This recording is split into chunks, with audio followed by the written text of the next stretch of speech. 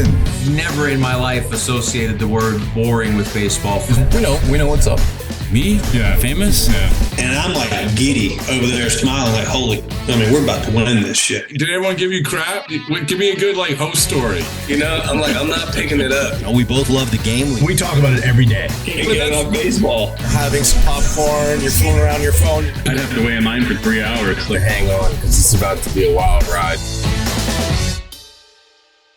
Pitch and Moan, episode 9. I'm your host, Courtney Finnicum, and I have a special White Sox guest with me today.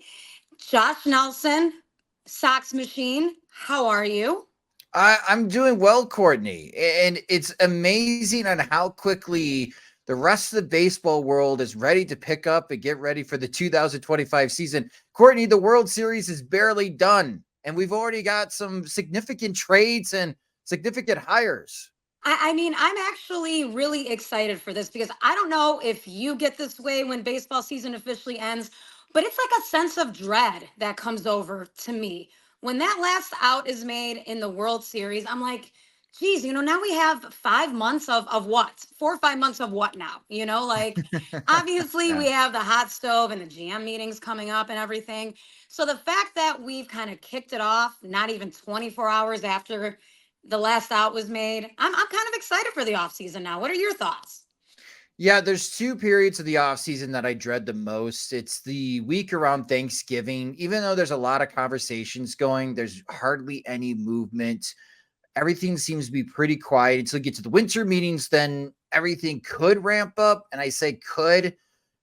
We didn't see that a lot of activity last year in Nashville attending those winter meetings. But Courtney, the middle of January into spring training could just be a drag sometimes. You're 30 days away before pitchers and catchers report and you get back to the full swing of things. But it's like whoever's left on the clearance aisle, go ahead and sign your minor league contracts, your 1-year guaranteed major league deals. Because everyone's looking for a discount as far as GMs out there and teams to fill out the rest of their roster. Those are the 2 periods that I'm most concerned about. So this time what I did, Courtney, my wife and I have decided to take a 2-week vacation to take care of at least one part of the offseason that I dread the most.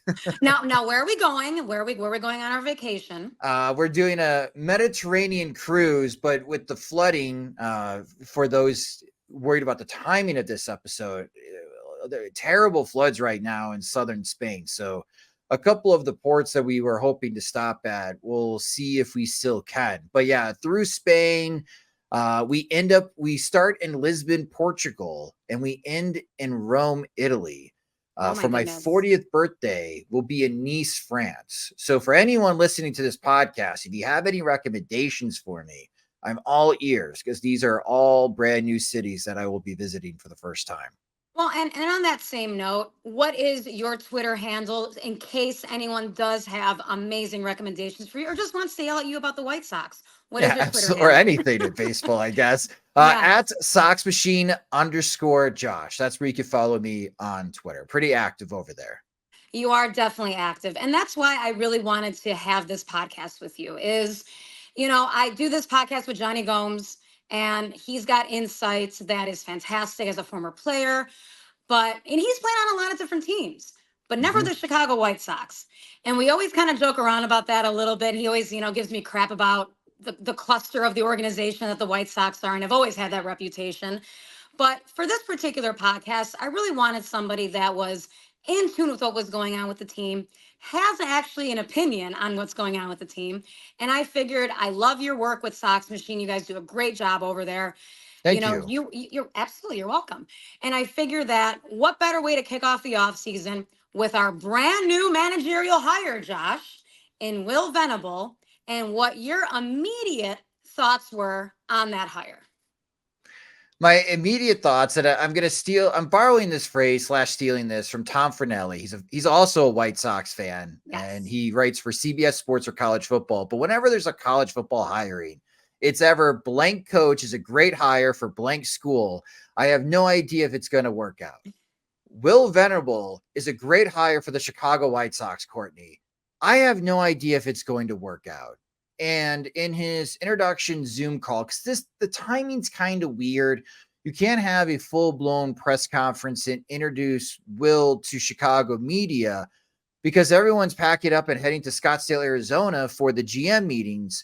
Right. So the White Sox are going to postpone that, I believe, to next Friday, November 8th is when Will Venable will be formally introduced to Chicago media, and they'll have the jersey, and he'll be in front of all the cameras at 35th and Shields at Guarantee Rate Field for the White Sox to make that introduction. I think that is what I heard through the grapevine and when that's going to be happening. So Venable today had a Zoom press conference to speak to the beat reporters, and it sounds like we all found out at the same time a couple days ago when Venable was rumored to be the next guy for the White Sox. We all worked so hard to verify that information. And side note, Scott Merkin, I know you are listening to this podcast episode. I hope Indiana beats Michigan in football 62-7, you jerk.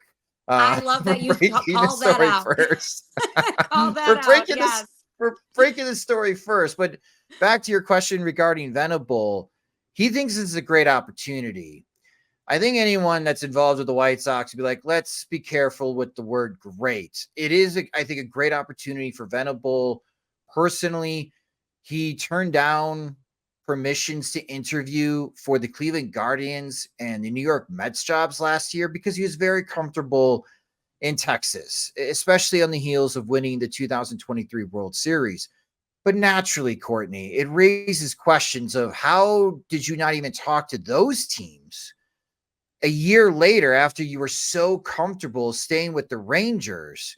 Now you're taking over the White Sox job after a 121 loss season. Like, what changed in Texas? And is this really a great opportunity? Like, what is the kind of immediate difference making decisions that you can provide to Chris Getz and the players, whoever that's going to be in the clubhouse, to not be a national embarrassment like they were in 2024? So there's a lot of questions that Venable is going to have to answer. But everyone that I speak to that has worked with Venable or has interacted with Venable, first thing that people say, he's incredibly smart. He's very sharp. He's worked for very sharp baseball organizations as well, especially forward-thinking organizations when it comes to analytics. And he is going to be a breath of fresh air for the White Sox. And this is just a continuance of Chris Getz, Courtney, trying to dismantle whatever was the White Sox way under Rick Hahn and Kenny Williams. This is another new face, someone who has no prior relations or working with the White Sox, joining the organization. And I think we could all agree we're all for that. And there's a couple of points that you made that I do want to touch on that have been my concerns as well. That being the fact that, for all intents and purposes, the Mets and the Guardians have a reputation for being a little bit of a better organization than the White Sox, right? Certainly. So what made Will Venable turn those potential gigs down? That is a concern for me too, especially when he had that job with the Rangers. Bruce Bochy's not going to be doing this forever, right? So why didn't he try to stick around with the Rangers to see if he was the next in line when Bochy decides to officially hang it up?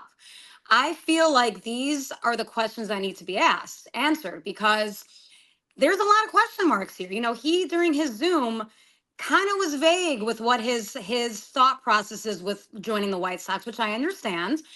But obviously he is familiar with Chicago. He coached here. He knows the city. But that to me, that raises some red flags. Is this really a good opportunity? I don't know. With that being said, though, his pedigree, like you said, on paper is tremendous. He has worked under, Theo Epstein. Let's not forget that he worked under Theo Epstein for a year. That's impressive. Joe Madden, Bruce Bochy, obviously. These are big names, and he's a Princeton grad. I kind of like that part of it. Smart guy.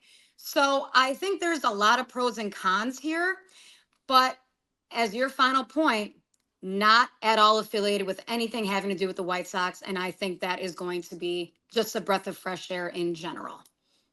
Yes. And speaking of that front office experience, that was really smart of you, Courtney, to point out, because for Chris Getz and trying to convince Jerry Reinsdorf, who, listen, we can put in a lot of blame of Rick Hahn and Kenny Williams for not really embracing the forward thinking that has been going on for Major League Baseball in the last decade. But it also falls to the shoulders of Jerry Reinsdorf, who also didn't believe in it and, more importantly, didn't want to invest in it. But after everything that has collapsed for the White Sox, he's really left with no choice. Like, we do need to catch up with everybody else. And Chris Getz, along with Brian Bannister and Josh Barfield, I think have done a good enough job so far to convince Jerry Reinsdorf that this is the right direction that you should be going down. And with Venable joining the White Sox organization and having that front office experience, I think that Venable could help with Getz and some of the communication and talking points that Bannister and Barfield, what they're seeing from the research and development team, and try to bring into the White Sox clubhouse. That has been a sticking point too in the past for the White Sox, especially under Pedro Grifol, who didn't have that extensive experience, I should say, with Kansas City, and didn't really bring that to the fold to the White Sox. Well, now you do. Now you have someone that has had that experience, knows what the data means, and be able to translate it to the players in the clubhouse. This is going to be a new feeling for the White Sox clubhouse.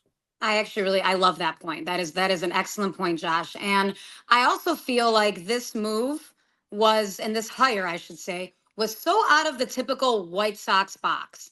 And you know what, that is, right? Like, I've had so many conversations about this, and I know you have too. I actually said to people, if we hire Phil Nevin, that is going to be Tony La Russa / Jerry Reinsdorf. If we go outside the box and do Will Venable, that almost feels like Chris Getz taking a little bit of control of the organization. And I do want to throw back to the analytics part, because I do think that's important. One of the silver linings to this historic 121 loss season was that we had a lot of national media outlets kind of calling out Jerry Reinsdorf and the White Sox.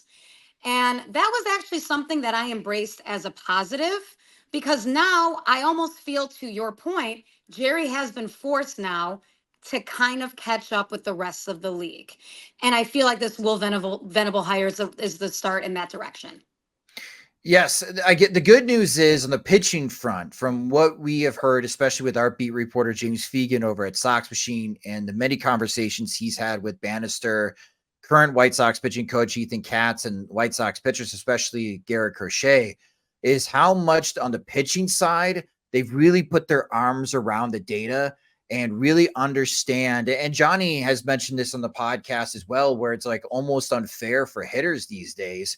Just, it feels like pitchers are so much smarter than hitters because of the amount of data that they are getting. But understanding the adjustments that they can make to even their wrist grip, or this whole renaissance of seam shift wake on changeups. Yep. And it's like, did you take physics in college? Like, that's almost to the point of where we have to be to really understand and where pitchers are today and what the smart organizations are doing to manipulate the baseball itself when pitchers release it to the hitter. Like, this is why hitting is so hard. So yep, that's the positive. Brian Bannister's really put in a good place, and Ethan Katz has been a great partner, and the White Sox pitchers are picking it up.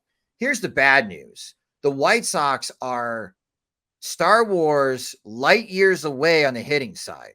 And I know. That is where the immediate impact needs to be for Will Venable is, what did you learn from good hitting organizations, the Cubs, the Red Sox, especially the World Series champion Texas Rangers? What did you learn from them in pregame preparation that you can bring to the White Sox so the White Sox hitters look more prepared? Because that was the worst offense that we have ever seen in White Sox franchise history in 2024, and one of the worst in Major League Baseball history since the DH was introduced to the American League in 1972.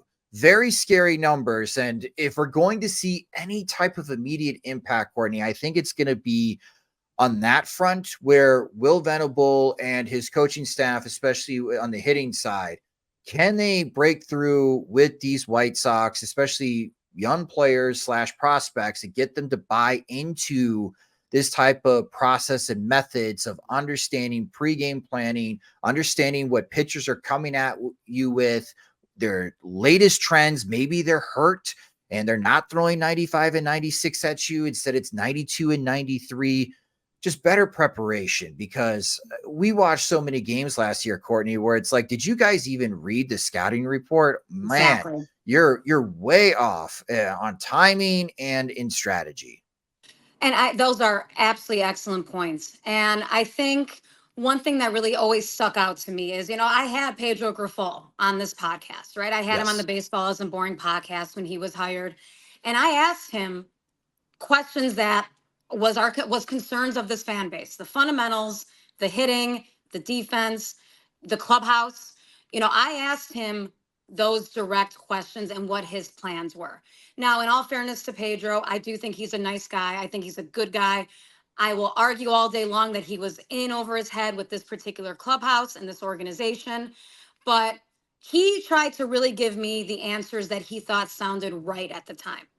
Now, if you're Will Venable and you have this press conference coming up in a week, what do you want to hear him say to improve this team? You already mentioned about the hitting and preparation. What else do you want to hear that's important? So Venable actually did a podcast interview with a former player. It's called the 9-Hole Podcast. You can find it on YouTube. And the question that Venable was asked was, what would you change from your playing career with the knowledge that you know today from coaching? It's a fantastic question. And Venable had an immediate answer: velocity training, going to the velocity machine and making adjustments with my swing when I'm seeing 97, 98, or I'm seeing 90 to 91, and having multiple swings and making adjustments on the fly when these pitches are coming down to the zone, and that type of repetition to be better prepared for games and take the hitting drills far more serious. That's what perked my attention. Johnny could go more in depth in the benefits of hitting off of a tee and a soft toss and going to the cage and hitting off coach pitching. But the type of technology and these new pitching machines that are being introduced, where you can pull up a specific pitcher and that machine is going to spit out baseballs at you like that pitcher throws. Every White Sox hitter, even their prospects, needs to embrace this type of training. That's what I want to hear from Venable, is we're going to be introducing new technologies that we have not had, and we're going to put our hitters through this in spring training. We may be really bad in spring training. We may look worse in spring training than we did in the 2024 regular season, but I need fans and media to just be patient, because we're going through the rigors of this new hitting process to get our guys better prepared for what they could see in the regular season. If he says something like that, it tells me multiple things. One, he is focused and he may have found something looking through the data on what was troubling White Sox hitters the most. Two, new technology. Jerry Reinsdorf is making investments into the baseball club. He may not be signing free agents, Courtney, but Chris Getz is getting his new Dominican Republic Academy, as the White Sox have a new international director. Which is huge, which is underrated and huge. Yes, it is. We may not see the benefits though for 5 to 10 years, but it is big. The White Sox that's a resource that they have not had. Yep. But in the immediate future, if they continue to invest in this technology and into this their analytics department is now known as the research and development. That means that Jerry is approving more investments into the minor leagues and into player development. And I think that could really help out the White Sox get out of this rut in the next 2 to 3 years, where guys that they are drafting are not scaring us, Courtney, when they get to Birmingham and they're hitting 215. Like, they're going to be better prepared, and they're going to embrace the modern age of hitting when it comes to baseball, so they don't look like a fish out of water when they're in the major leagues. Lenyn Sosa is a great example, Courtney. Yes, he is. He goes to Charlotte, and he's hitting like 360, slugging 600. You see on Twitter, he's having multi-home run games. And he joins the White Sox, and it's like, this guy's not even a major leaguer. Now, he started hitting a little bit towards the end of the season, but he's been doing this on and off for like 3 years. Miguel Vargas, who the White Sox acquired in that Dodgers trade, is very similar as well. So that's what I really want to hear next week from Vargas is how are you going to improve this White Sox offense? What is the game plan and strategy? And I think it is a good time because from what I understand, Venable is going to be joining Chris Getz at the GM meetings. And these are the types of conversations that the White Sox brass are going to have. So when they leave Scottsdale, Arizona, they have a game plan for the rest of the offseason to get ready for 2025 and beyond. I actually really love that Venable is joining Getz at the GM meetings because again, that tells me, that he already has that front office experience and he's going to be all ears again, working with Chris Getz. I love the sound of that. I love that that's happening. And I hope that, is a sign of things to come within the organization, like you said. And another thing that always concerns me about this White Sox team, as we know, and it goes back to maybe the technologies and the mindset and the development of these players, is we were dead last in defense for a reason in 2024. I mean, we could talk for hours about the absolutely amateur hour errors that were made on the field in 2024. To me, as we saw in this World Series with the New York Yankees of all teams, if you can't catch the ball, you're not going to be successful.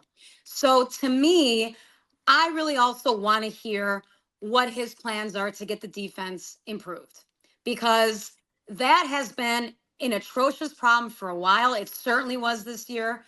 I need to know that is going to finally be officially rectified in some way and what the plan is moving forward. That to me is huge. Yeah, that's a great point, Courtney, because the White Sox defense has been awful. Let me bounce this to you. Is this a coaching issue or is this a talent issue for the White Sox? Do they just do they not have the players who are just not going to be good defensively at all? That is an excellent question, Josh, and it's something that I have gone back and forth on. I do believe, though, and this is such a vague answer. It's a vague answer, but I'm going to give it to you. I think it's a combination of both. Yeah, I really do. I think there's been guys that have had potential that the White Sox just have flat out ruined. And I also think that, when you have a team full of guys that would not start on the rest of the major league teams, that there's only so much you can do, right? So I think it's a combination of both, but something's got to work here. It's got to be the chicken or the egg thing. Something's got to be rectified because this team will never succeed with this level of defense. Never. I don't care who they bring in. Yeah, no, that is a good point. Like Benintendi, I just think there's no hope. Like Benintendi is what Benintendi is defensively. Brian Ramos and Brooks Baldwin, I think, have the athleticism that you can coach them up defensively and make them better. Have they broken Andrew Vaughn and Gavin Sheets? Not only do we know that they're not outfielders, Courtney, looking at the baseball savant data and their ability to play first base, woof. I know they're different heights, and different heights means one guy's got a shorter stature and shorter legs, and range is going to be a problem. That should not be an issue for Gavin Sheets, and their defensive metrics are bad because they can't move laterally. There's no lateral movement for either guy. One's 5'10" and the other's 6'5". Like, we could say the White Sox have two first basemen, but we could also make the argument the White Sox have no first baseman because they're not even good defensively there too. So I'm with you that it is like a combination of both. Like Brian Ramos and Brooks Baldwin, in my opinion, pointing those two guys out, should be good defenders. They have the tools, they have the athleticism, they have the arm strength to be average or better defensive players. Benintendi, lost cause. Vaughn and Sheets, are they lost causes? I'm not sure. What do you do with Miguel Vargas? Like, hearing from the Dodgers, they kind of gave up defensively on Miguel Vargas and on what to do with him. So, you are right. It's really bad for defensively for the White Sox, but I don't know if that is something that Will Venable can fix, or if that's just more roster churn for Chris Getz in the upcoming years of just like, I'm sorry, I have to send you out because we need guys that can at least play with the glove, and you don't even do that. It's so funny you mentioned Gavin Sheets. Johnny and I have been on this podcast talking about Gavin Sheets before, and he always says to me, he goes, Courtney, explain Gavin Sheets to me. You look at this guy and he looks like such a ball player. I go, I go, Johnny, it's a mystery. Nobody understands why this guy can't figure it out. You know, he goes, you look at him on paper, he should be hitting 25, 30 home runs a year and playing good defense. I go, I know it is a confusion and a question mark that I don't think you and I will ever figure out, at least on this podcast. So moving forward, now that we have Will Venable in place, obviously we don't know what his coaching staff looks like moving forward yet. Yeah. What do you want to see as far as, and I say this obviously tongue in cheek, free agent acquisitions this coming off season, potential trades? Where do you see this team heading? So some insight, again, from our beat reporter, James Fegan. The White Sox are going to be in the market again to sign a veteran catcher. The reason is that the White Sox want to buy more time for one of their top hitting prospects, Edgar Caro, which the White Sox acquired via trade from the Los Angeles Angels a couple of years ago. Caro had a very good 2024 season, but he missed the last 5 weeks of the season because of a back issue. So the White Sox would like to get a veteran catcher to pair up with Corey Lee, hopefully someone better than Martin Maldonado, or at least get hit better than Martin Maldonado. But that's going to be towards the cheaper scale. Think like 1 year, $3 to $4 million for that type of deal, Courtney. Yep. I could see that. Right field. I guess everyone in the beat that spoke to Chris Getz and what does he want to address this offseason? Chris Getz, I guess, was very quick to point out right field. Courtney, how long have we been talking about the right field issues for the White Sox? Since Jermaine Dye left? I brought this up at the 108 pre-opening day bash, right? I was excited for Fletcher. I thought, oh my God, we actually have a quintessential right fielder. Turns out we don't actually have a right fielder. But there has been a hole in right field, and I agree with you, since Jermaine Dye. And I'm sorry, back to talking about Gavin Sheets, these guys that are not supposed to be right fielders playing in right field, that needs to stop under Will Venable. That's a hot button. I agree. And I hope he understands that as an ex-outfielder, a good defensive outfielder. Good defensive outfielder. Yes. I hope he understands that. Yeah, Dominic Fletcher can glove it. Like, Fletcher's a good defensive out. He can't hit. And that maybe the White Sox can fix that. That could be one of Venable's projects. I think Fletcher deserves to maybe get a shot at the fourth outfielder spot on the White Sox roster to at least be on opening day. But Getz wants to address right field because, fun fact, using the metric wins above replacement WAR, only Adam Eaton in 2016 and Avisail Garcia in 2017 had the White Sox had someone that was above 2 WAR in right field. Wow. In the last 20 years. Okay, I don't even think I've ever heard that stat. That is unbelievable, but it's also not unbelievable. It's totally believable. Right. Like, that's how bad it is, folks, for White Sox fans, just watching someone trot out in right field. At this point, we're like, just give us someone like Daniel Palka. At least Palka can hit home runs. He can actually, yes. That was kind of fun for a season. But again, he just opted out of his contract with the Arizona Diamondbacks. Randall Grichuk. He just opted out of his contract with the Diamondbacks. Would he be interested? Because, I mean, it would be a guaranteed starting spot. With Arizona, he was a part-time player. So if he wants to play every day, well, Randall, the White Sox have that opportunity for you right field. You know, it's so funny, not to cut you off about that, but it's funny when I saw that come out this morning, I thought that has potential to be a future White Sox. Good.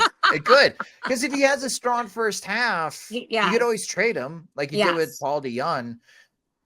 So that could be a possibility. So catcher, right field, maybe someone up the middle, maybe someone like Kevin Newman, who could help provide a little bit more depth in the middle infield, just in case if somebody gets nicked up during spring training. Right now, your middle infield is looking like Jacob Amaya, who, again, strong defender, but maybe not that strong with the bat. And Brooks Baldwin. Like, that's your starting middle infield for the White Sox entering the offseason right now, which may scare some people. So maybe someone like Kevin Newman, who's a veteran that can help out in that type of role. And then there is the biggest question in the offseason. So if you do trade Garrett Crochet, how are you replacing those innings? Exactly. Because you do have some young starting pitchers, but Chris Flexen is also a free agent now, and he'll test free agent waters after his 2024 season with the White Sox. Do you need to go and see if you can win the lottery again? Because let's face it, the White Sox won the lottery with Eric Fetty. Like sure that did. deal crushed. Yep. Like, great job, everyone involved. Getz, Bannister. I was super doubtful, being like, Fetty was not good in the majors. Wow, he won the Cy Young and MVP in Korea. That's great, but that's Korea. And he pitched great for the White Sox.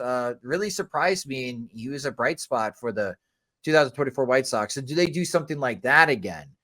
And knowing that they're going to trade Crochet, but they need someone to at least eat up 150 innings for the 2024 season so they don't burn out their young starting pitchers. So to rehash, catcher, right field, and the position player front, and maybe a starting pitcher or two, the White Sox will need to add on 1 to 2 year type of contracts. You know who I really wanted the White Sox to grab? And I have mentioned this to Johnny. I have mentioned this Juan to Soto? I agree. Say yes. That in a perfect world, yes, Juan Soto. Who I really wanted last offseason, who I think would have made a great fit, and sure enough, he was on the team that he ended up signing with, Michael Wacha. Yeah, he was. You know what? Yeah. A veteran presence, a guy that can eat up innings, and sure enough, he goes to the Royals and does exactly what I thought he would do. Like, that to me is the kind of guys that I want to see the Sox going for during this quote unquote rebuild situation. That's what I want. I want good, not question marks. I'm tired of question marks. I want good quality players coming in, not superstars. We're never going to get superstars, but someone that is actually, you can actually sink your teeth into. That's what I like to see. So I want to toss this idea out to you as a project. Clearly, Arizona's not happy with Jordan Montgomery. Yep. But we know when Montgomery's on a roll, he can get on a roll. With Venable now in the fold with the White Sox, Ken Getz convinced Jerry Reinsdorf to at least take on a lot of that money, even though the White Sox don't want to spend a lot, but sell the idea to Reinsdorf that if Bannister can fix Jordan Montgomery and he has a strong first half, we could definitely move him and maybe get somebody a little bit more interesting, in which then really the only cost to us is $10 million. And let's face it, Jerry, I know $10 million does not get you very far in today's free agent pitcher market. No, it does not. Could Bannister fix Montgomery to the point where Montgomery is back to his 2023 self? And then you could have an all-star, and maybe that's the solution, replacing Crochet, knowing that if Montgomery pitches well enough, you trade him before end of July. I actually love that idea, and I love it for a couple reasons. One being, I think, and clearly Jordan Montgomery feels the same way I do, but Montgomery got screwed in the offseason by his own agent. He did. And that cost him spring training. That cost him a proper ramp-up period that pitchers need. And I really believe that screwed Jordan Montgomery. I think that messed up his entire season. That's why he was, very shaky at times. I think if he gets a proper spring training under his belt again, I think if he can get healthy, if he feels good, I think he's a steal, 100%. I am all for Jordan Montgomery. Absolutely. I think that would be a very good move.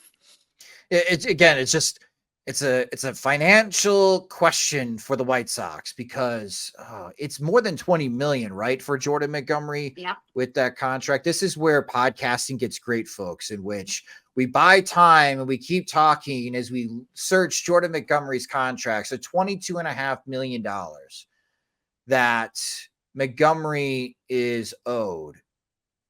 And he does have some vesting options, and he can opt out of 2025 with 10 starts in 2024, which he made, but I don't think he's going to opt out of his contract. Well, we'll see.